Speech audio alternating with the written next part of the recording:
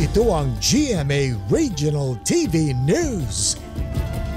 Mainit na balita mula sa Luzon, hatid ng GMA Regional TV. Wanted po ngayon ang isang yaya sa San Rafael, Bulacan matapos nakawan ang kanyang amo. Chris, ano ang mga nanakaw niya? Connie, tinangay ng yaya ang mga alahas at pera ng kanyang amo.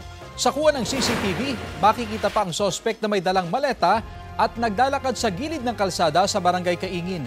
Ayon sa amo, natuklasan niyang ninakaw ang kanyang mga alahas na nagkakahalaga ng 329,000 pesos nang makita niyang bukas ang kanilang gate nitong Sabado ng madaling araw.